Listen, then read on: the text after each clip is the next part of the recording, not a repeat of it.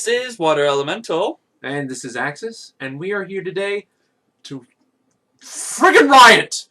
League of Legends! Okay, so, we've been waiting. This has been like our Helm's Deep. We're just waiting for Leona to come over the hill and save us from this crap, and it's just not happening. So, again, first things first, really sorry this has taken so long, guys. From now on, we're not going to wait for stuff to come out. Every Thursday or Friday afternoon, there's going to be a video out for us. Well, at least I'll podcast it for us. It's going to happen. We're not going to wait for stuff anymore.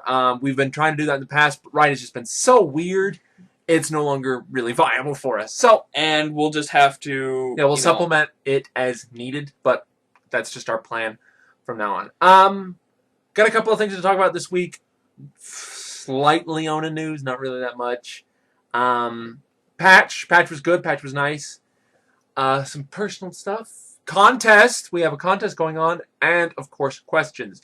Let's jump right into it. Leona, refer to our previous video. We talked about everything she has there. We kind of described everything she has. Yeah, I mean, it was still in beta, but it really hasn't changed based on the champion spotlight. Looks like she's going to be fun. She's average as far as... Based on her spotlight, she looks like she's going to be fun. A lot more fun than what I thought she was going to look like based on the descriptions of her abilities. She looks like a blast to play. But we'll see. I think she's probably going to be overpowered, though, so we'll see. That spear I'm looking forward to. The little throw? The throw spear. That looks like a fun ability to toy around with.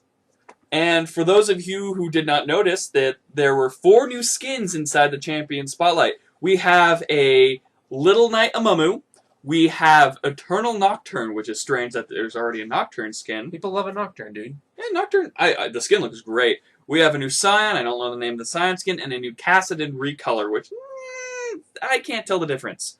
I can't tell the difference! So we'll have those up there with their actual names, and... yeah, stuff.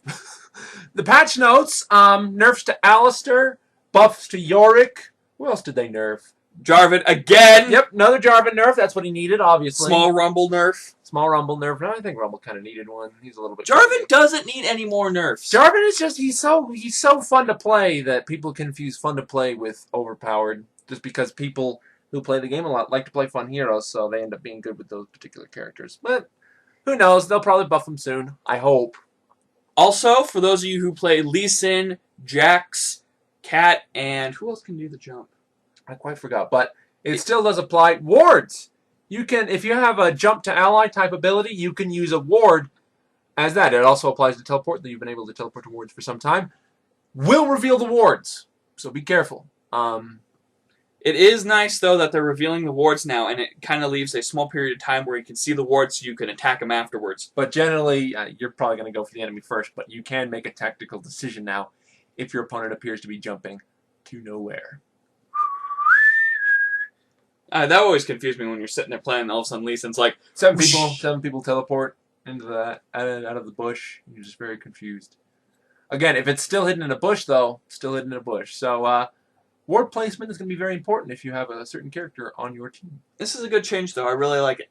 Oh, yeah, no, it'll help opposing teams, and it'll help those jumpers. And patch those were the big changes with the patch. We'll probably talk about it more on our actual thing this Thursday. Yeah, but for now, those are the big changes. Those are important changes, guys. For more information, always read the release notes. There's no reason not to. It will affect your gameplay, so just take a look. It takes maybe 10 minutes. Next up, we've got our questions from last week, because we weren't able to get to them because we were waiting forever. We've been holding out, but got a couple of questions this week. Sorry if the video feels a little bit in pace, but again, missing a big chunk of information, so I don't have a lot to talk about, guys. But here is our main question. First one comes from our email, comes from Viva Magneto 2000. He says, do you feel the upcoming Observer mode in League of Legends will affect the metagame? Even if there is a delay in footage, I can stream my own match and see where the other team jungler starts, and thus predict his route, where wards are placed, and I can foresee this being used. Viva Magneto, I imagine they've probably seen this. I imagine they've probably guessed this. And this has actually been a problem with certain players streaming their video. I know that when characters like, you know who I'm talking about, Hotshot GG has streamed some of his games, or some of these other big guys, I forgot their names, but some of them stream their games, and the enemy teams either have friends or they themselves stream they watch the stream, and they use it to fight him. They troll them like that. So that I'm pretty sure Riot is aware that this could be an issue, and this is an issue with certain streams already. I think there will be great lengths taken. My thing is, I was thinking about this last night while I was before I went to bed, and I reread the message, and I was thinking there was a few things they could do, but at the same time, I don't think they would actually do it. They could ban one person if the IP address would not be allowed to look at the observer mode and play the game at the same time. Well, still, I mean, there's proxies. I imagine the easiest way just to handle this is just put. I mean, I know a delay. You can still kind of use the information, but a 5-minute delay, just in the game being played and getting to the observer mode, because you don't want to have post game observer, because then that ruins the point of an observer mode. You want to know what's happening in the game right now. But I think that it should be maybe 5 to 3 minutes, just so that we maybe wait out the wards. The time it takes for a ward to die, I think, is the delay they should put on exactly. Yeah, there's no way to prevent this completely. People are going to find ways around it, and people are going to try to abuse it because they can't win on their own. And yeah, that is the inherent issue with observer mode. But there are ways to sort of deal with the issue, and that is staggering the time, like you said, preventing the same IP from watching a stream as a game they're in. But banning low-level accounts. Well, no, some people maybe some people just want to make an account to watch their friend play. Don't ban low-level accounts. That's just bad. Like if you have maybe a friend of yours who's like, okay, I'm just starting the game, I want to kind of see how you would jungle. True. Yeah, I bet you low-level players. There's those situations that. Yeah, they're probably going to be the people who watch it the most, if anything. Yeah. So I think just staggering it and preventing the same IP would probably be the best way to do it. But I think it will affect the metagame, even if it is a small elite that does do that. And for that amount of exploiting, I'm sure there will be repercussions. 3 minutes is a lot of time in LoL. So well, is it 3 minutes on ward or is it 5?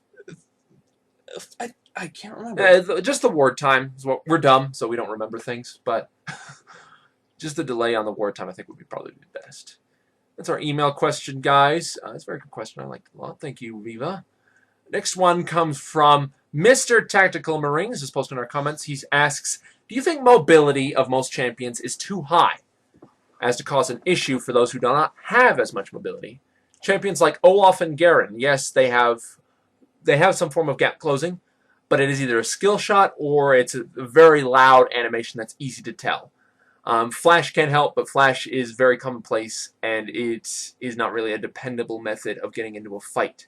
Also, Olaf is a jungler, and he's already down a summoner spell, so doesn't want to use Flash on that. I do think mobility is... It's part of the design of the character. Yeah, Melee has always had an issue with mobility. Olaf and Garen are tanky DPS, so that's really their form of getting into a fight, is just that they can take more hits getting into a battle. Garen can obviously Judgment, get out of snares. Olaf can become immune to CC, but again, that's your ult. That's one of your big damage sources. You don't want to use that necessarily to get into the fight. So your main source is either throwing an axe or using Decisive Strike to get into fight. I do agree Melee should have more gap closers, but at the same time, that's an inherent choice in picking up a Melee. Ranged or squishier, obvious most of the time, and they have stronger abilities, but Melee gets slightly better stats. They have better opening move speed, so they can chase people a little bit better. But there will always be an issue. If you're a melee, you're going to have a harder time getting into combat. I kind of classify classes in movement speed kind of like this. Tanks will be a lot slower, but are able to take more damage and have more control once they enter the battlefield. There are tanky DPS like Garen and Olaf, like you said, that they have good mobility in and out, and they can take a good amount of hits while entering combat and deal a good amount of damage. Then you have... Yeah, the more DPS-y guys do have a better way of getting into combat. And it just counts, like, you get more mobility and more range as you scale down, like, in health and lower, defenses. Like, squishier characters like LeBlanc and all them. It just scales down to that point. So, more mobility equals more squishier, as I think. Even Misfortune, I think she's really mobile. But not necessarily. Melee is always more mobile. It's just they have to get to combat. Ranged is not as nearly as mobile as most people give them credit for. I mean, except for ones that have blink and stuff. But you catch a character like Ashe, once you get up to her, it's over. Yeah. Whereas melee, most of the time, if you get up to them, you're gonna have a fight on your hands. Or if you're shooting them from range, they can get away. But most ranged, if you get in their face and you stay on them, they're dead. But I do think it does affect games. I mean, most DPSers, like Jax, Yi, Tryndamere, even Nocturne, they can get into combat relatively easier, but these bigger, bulkier characters like Olaf or Garen, they have a really hard time in certain situations. There's been times where even with Judgment, even with Decisive Strike, I just can't catch up to people on Garen. I've seen certain people just build swiftness on Gnosis and stuff just because he's so slow. Yeah, he doesn't have anything to close the gap, so they build boots just to make up for it. So I do think there is some problems that arise, and I think the mobility on certain champions is very high, which is why items like Phantom Dancer I feel are a little bit, they should be affected in some way for certain ranged characters, but I don't think it's such a problem. It just makes you think in a different way when playing one of these characters like Olaf or Garen, which is a different playstyle, and I think forcing people to play different playstyles rather than building the same thing for every melee character is a good thing. I do agree it is an issue, but it's not an issue to the point where it's broken. It's just an issue where you have to rethink your gameplay and how you position your champion. So and there you go. There you go. There was no way to segment out of that. There was just kind of brick wall. There you go. I put my foot down. Any more questions you guys have, post them in the comments below or send them to our email. We will pick one from each. Email doesn't get very many, and it's better for longer questions. So if you have a long-form question, email is the best way to go. It's spazticgaming@gmail.com for smaller questions, or if you just want to post something down there that maybe have the other fans answer for you, put it in the comments. We'll be happy to read it. But we are the final law of these comments. The Final law. But other news for us. But first, I want to thank a good helper. We have a new little assistant going on. All right! Seymour. I almost forgot. He is a great guy, and you can check out his YouTube channel. He actually puts out a lot of stuff about knowledge, research. I'm Seymour the scientist. Thank you, Seymour. Thank you, Seymour. That's appreciated. He's just a very helpful guy. So if you have any questions, please forward them to him. He will be happy to answer them. But send us the question first. He goes through us. Same email address. He sifts through them. He's our helper monkey. We have a contest. It's a very interesting contest. Creative Works. If you're a writer, if you're a media editor, if you're a cartoonist, or if you just make funny jokes, we're having a contest for that. Rules are laid out, and you could win some stuff that's going to be based on our new upcoming segments about trading card games and some loot cards. So you could actually make loot some cards for World of Warcraft. Yes, so you can sell those, or you can use those, get a little bit of kickbacks. So go check it out. We'll put a link below, maybe even a link in the video, and you can take a look. And it'll just give us something to laugh at, something to think about. We really just want to see what you guys think. And those of you who are asking where the Urget review is, I'm still looking for it. I think it got deleted in some anger rage I had after the events. Oh, And I hope it's on my laptop. I really do, so I can repost it with a warning saying it's a giant troll. Oh, and goodness. You were so sincere, it was frightening. I was sleep deprived. I am sorry. I'm sure. And finally, for those of you wondering about the cosplays, jeez. we are still working on it. We are getting them ready for the anime convention for... Oh, God. Yeah, that's where we agreed to put it. We're going to wear them at NDK in Colorado. Why did my team have to drop out? They didn't even get to fight. They were so high elo. I did my knowledge research, and...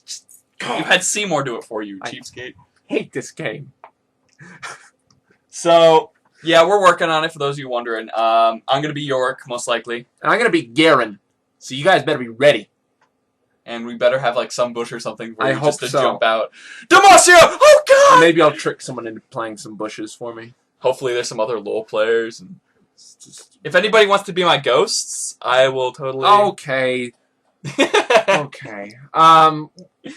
Anyway, this is the ADD segment of the video. I don't know if you guys picked this out. For those of you who have any, like, straightforward reason to be watching, this isn't it. We're just going to rabble on forever. Yeah, we're going to go on forever. There's a chocolate bunny melting in the corner of my room. It's so hot in here. Can we be done? Yes, we're done. All right, this is Axis. And Water Elemental. And, looking forward to hearing from you guys.